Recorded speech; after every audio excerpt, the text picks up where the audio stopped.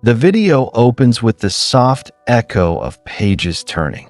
Children sit in a small classroom, their eyes focused, pencils moving quickly as they solve problems with ease. Laughter fills the air as some proudly show their perfect scores to each other. The atmosphere feels bright, confident, full of promise. But in the corner of the room sits one boy, Eli. His brows furrow, his pencil trembling slightly as he stares at the same line again and again. While the others finish their work effortlessly, Eli struggles to understand even the simplest words. His classmates raise their hands in triumph, while his hand barely lifts off the page. Cut to a close-up of Eli's defeated eyes as he watches his friends celebrate another high score. The camera lingers on his expression, tired, confused, and quietly hurting.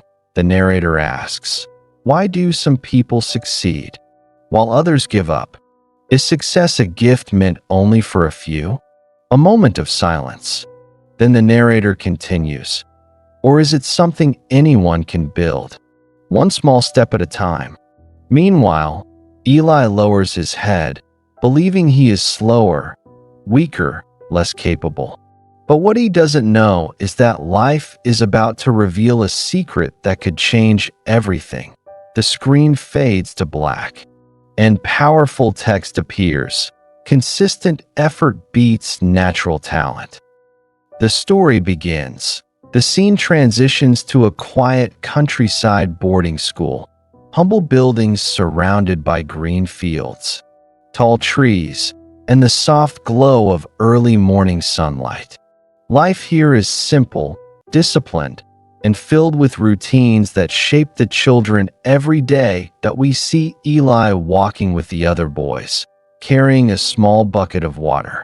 He helps sweep the courtyard, tends to the garden, and organizes books in the classroom. The students move with purpose and rhythm, small tasks building responsibility and character. But while other children complete chores easily and move on to their lessons, Eli always lingers behind, slow and thoughtful. He tries hard, but his hands don't move as quickly as others. His mind takes longer to understand. And no matter how much effort he puts in, he always feels like he's catching up. Inside the classroom, the teacher stands before the chalkboard, explaining a simple reading exercise. The children follow along smoothly, except Eli. His eyes bounce between the letters, trying to make sense of shapes that should feel familiar but somehow slip away. The narrator speaks gently. Life here teaches discipline, but discipline alone doesn't guarantee understanding. The camera shows Eli clutching his notebook tightly, determined but discouraged, while others wrap up their studies and rush outside to play. Eli remains seated, staring at the same page, rereading the same word, trying again and again to make it click. The narrator continues. Some journeys take longer. Some lessons come slower. But every step counts. Little does Eli know, his slow steps are leading him toward a discovery that will change his future forever. Afternoon sunlight filters into the classroom as the students begin their reading lesson. Children raise their hands eagerly, volunteering to read aloud. Their voices flow smoothly, words dancing off their tongues with confidence and ease. Then the teacher calls Eli's name. The room grows noticeably quieter.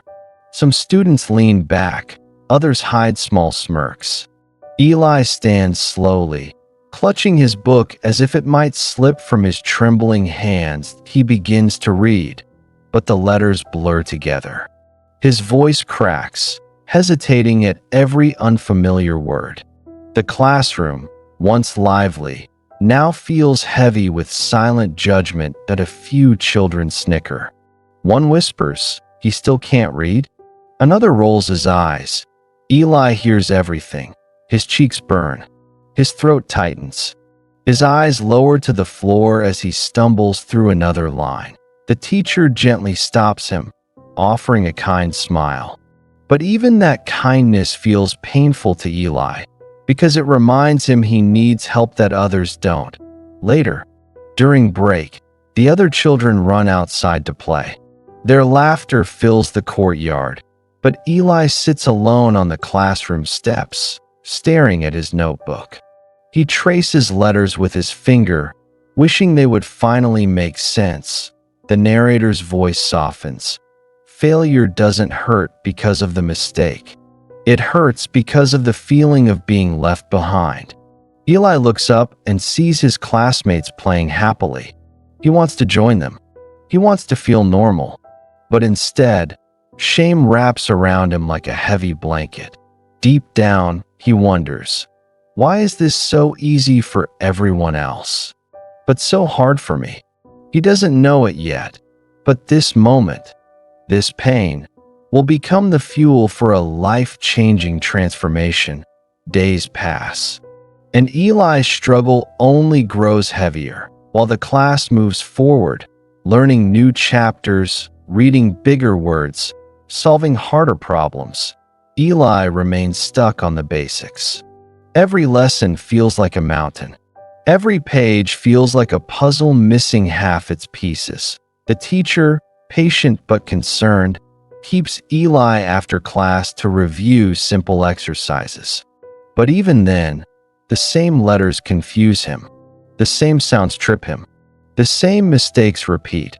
Outside the classroom window, kids run freely, shouting joyfully as they chase each other across the field. Inside, Eli sits alone at his desk while the empty room echoes with quiet frustration, but he tries over and over again. But nothing seems to change. The narrator speaks softly. Some people learn in minutes. Others take months. But time never decides your worth. One morning, the school holds a promotion ceremony. Students stand in neat rows, receiving recognition as they advance to the next level. Laughter, applause, proud smiles everywhere, except for Eli. He stands beside the teacher, hands clenched nervously, watching each of his friends move forward, while he is asked to stay behind and repeat the grade. The news hits him like a heavy blow. His chest tightens. His eyes blur with tears he tries to hide. Some students whisper as they walk past him. He failed again. He's too slow. Eli swallows hard, pretending not to hear. Later that evening, he stares at his open notebook long after the candles burn low.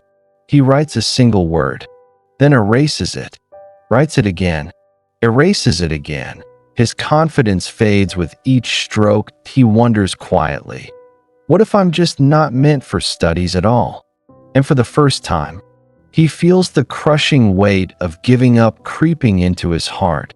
Little does he know, the hardest moment of his life is about to lead him to the greatest lesson he will ever learn. The evening sun paints long shadows across the quiet schoolyard as the children finish their chores and head to dinner. Eli stays behind, sitting alone at his desk with his notebook open, its pages filled with half-written words and erased attempts. His shoulders slump, his eyes tired, his hopes slowly fading. The classroom door opens softly. His teacher steps inside. She watches him for a moment.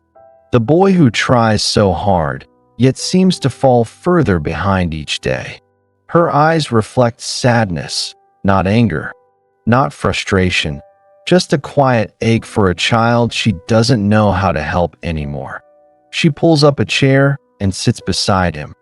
Eli, she begins gently, you've worked hard. You really have. Eli looks up, searching her face for encouragement, but instead, he sees hesitation. The teacher sighs and folds her hands. Some children learn quickly, she says softly, and some may need a different path. Eli's heart sinks. She continues, choosing her words carefully, though each one feels like a stone being placed on Eli's chest. Maybe, School isn't the right place for you right now. Maybe. It's better if you go home and help your parents with work. Eli's breath catches. He forces a small nod, trying to be brave, but his eyes fill with tears he desperately tries to hide. The teacher touches his shoulder gently. I'm not angry. Eli, I just don't want you to suffer. But she doesn't understand. This isn't saving him. This is breaking him. Eli gathers his books quietly, his hands trembling, as he walks out of the classroom for what he believes is the last time. The empty hallway seems longer than ever. Outside, children laugh and play, unaware of Eli's world collapsing quietly in the background. The narrator's voice fills the moment. Sometimes the people we trust the most stop believing in us. But that does not mean the journey is over. Eli steps out into the fading sunlight, lost, defeated, and completely alone. But life is not finished with him yet. A single moment is waiting just ahead, a moment that will change everything. Eli walks slowly down the quiet village path, his small bag hanging loosely from his hand. The sky is dimming, the sun melting into hues of orange and gold. Every step feels heavy, as if the weight of failure presses down on his shoulders. He passes children playing, families chatting, life moving on without him.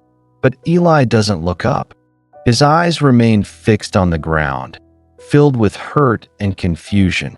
Eventually, he stops near the village well, a place he has walked by countless times but never truly noticed. Tonight, something draws him there, a quiet pull, a whisper of fate. An old woman stands beside the well, drawing water with slow, steady movements. Eli wipes his eyes quickly, trying to hide his sadness, but she sees it anyway. She smiles gently. Long day, child.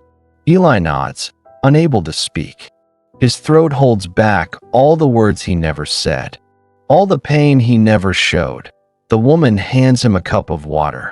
As he drinks, she gestures at the stone rim of the well, its edges carved with deep, smooth grooves. Do you see these marks? She asks. Eli frowns, looking closely. The stone, hard, solid, unbreakable, has been worn down by the rope that pulls water each day. The grooves are deep. The stone is changed forever, not by force, but by repetition. The woman continues. This rock did not change in one day, child. It changed because the rope touched it again, and again, and again. Her words settle in Eli's heart. She smiles softly and says, if a soft rope can cut stone, then you, too, can change yourself. Not by being fast, not by being perfect, but by showing up every day. Eli stares at the rope marks, his tears drying, replaced by something new, a spark of hope, a possibility, a belief he never had before. The narrator whispers, greatness is not born in talent. It is shaped in persistence. As the sun sets behind the trees, Eli stands up straighter than before. He looks back at the path leading to the school, and for the first time, he chooses to return. Tomorrow will be his first step, and the next day, and the next, just like the rope point one small touch at a time. The next morning, long before the sun fully rises, the school grounds are still quiet. Dew sparkles on the grass. Birds are just beginning to sing.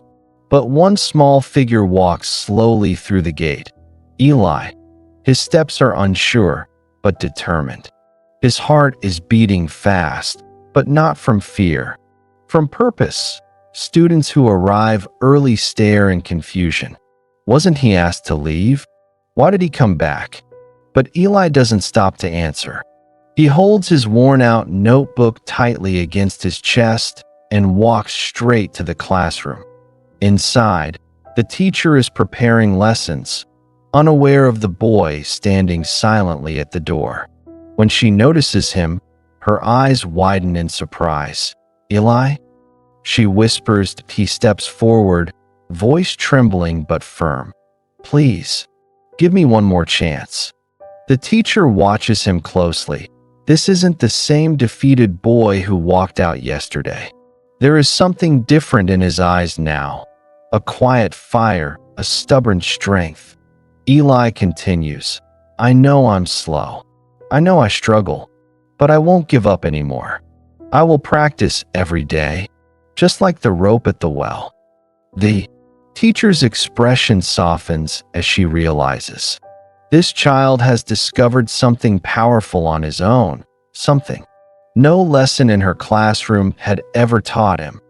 After a long moment, she nods. "All right, Eli," she says gently. "You may stay, but you must work harder than ever before." Eli's face lights up, not with relief, but with determination. The narrator's voice rises. Courage isn't loud.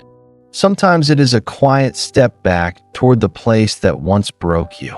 Eli sits down at his desk, opens his notebook, and begins practicing, slowly, carefully, repeatedly. As the sunlight grows brighter, the classroom fills with students whispering about his return. Some laugh. Some roll their eyes. But Eli doesn't hear them anymore, that he is busy, taking the first step of the rest of his life. From that day on, Eli becomes the earliest to arrive and the last to leave.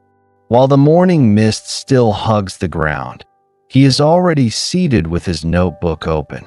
When other students rush outside after class, he stays behind, tracing each letter slowly until it becomes familiar, until it becomes his.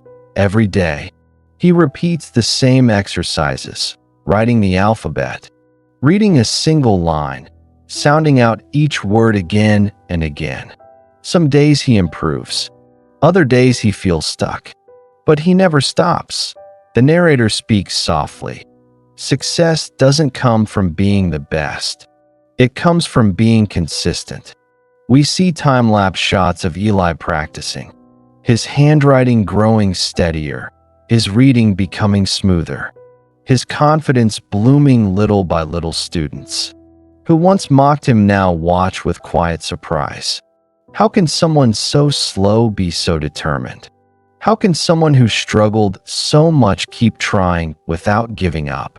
The teacher observes him from a distance, pride slowly warming her eyes. One afternoon, Eli reads a full paragraph without stopping. He pauses, shocked, then looks up, waiting for someone to laugh. But instead, the entire classroom falls silent, not with judgment, but with awe. The narrator continues, "Practice doesn't just build skill, it builds belief." Eli begins solving exercises he once feared. He raises his hand to answer questions. He writes with more confidence, speaks with more strength, and learns with more joy. Mistakes still happen, but now they don't stop him, because he finally understands the secret. Every attempt, no matter how small, is a step forward. A single moment at the well changed his heart. Practice is changing his life. Seasons begin to change. Morning fog turns into warm spring light, and the once struggling boy slowly transforms before everyone's eyes. Eli now sits in the front row, not because he is forced to, but because he wants to learn, absorb, and grow. That we see him reading stories fluently, helping younger students pronounce words, and solving problems that once made him cry. Every page in his notebook is now filled, no longer with erased mistakes, but with clean lines, confident handwriting, and steady progress. The narrator speaks with warmth. Growth is quiet. Progress is slow, but transformation is undeniable. Students who once teased him now ask him for help. The teacher who once doubted him now watches proudly as Eli reads aloud to the class. His voice strong and cleared at a montage shows Eli growing older, studying late into the night, reading books under a lamp, practicing even when tired, never missing a single day of effort. His discipline, once forced, has become his greatest strength. The camera shows years passing, not rushed, but meaningful. Eli matures, his eyes sharp with intelligence and his heart full of humility. He becomes known as the boy who never gave up, the boy who practiced when everyone else stopped, the boy who turned weakness into wisdom. The narrator reflects. He never became great because he was special. He became great because he refused to quit. Books begin to appear with his name on them. Books of knowledge, wisdom, and learning, written by the same boy who once couldn't read a single line. That Eli's journey comes full circle. But it isn't luck. It isn't talent. That it is practice. Daily, steady, unstoppable practice. The camera fades into a quiet classroom, now filled with new students and new voices. At the front of the room stands Eli, older now, wiser, and teaching with the same patience he once desperately needed. His calm voice guides young minds, his gentle smile encouraging the ones who struggled just as he once did. On his desk rests a familiar notebook, the very one filled with erased letters, shaky handwriting, and early attempts. It is worn, fragile, but priceless, a reminder of where he started. Beside it sits one of his published books, thick and full of knowledge, proof of how far he has come. The narrator's voice carries a soft strength. Eli's journey was not shaped by talent, but by patience, persistence, and practice. The camera slowly moves toward the old village well. The stone rim still holds the deep grooves carved by the rope, silent marks of relentless effort, marks that changed the stone forever, exactly as practice changed Eli. The narrator continues. Most people give up because they don't see progress fast enough. But real growth happens quietly, slowly, one repetition at a time. A montage plays. Eli helping a child write their first letter, a young student smiling after understanding a word, Eli standing beside the well, touching the rope marks with gratitude, pages of his books being turned by readers worldwide. The scene fades to a wide shot of Eli walking through the village with confidence. A man who once believed he was not smart enough, now a symbol of what determination can create. The narrator delivers the final message. The rope didn't cut the stone with strength, but with consistency, and the same power lives in you. The screen fades to a final line. Keep practicing. Your future is being carved. Soft music rises. Call to action. If this story inspired you, please like the video, share it with someone who needs hope, and subscribe for more life-changing tales. Fade out.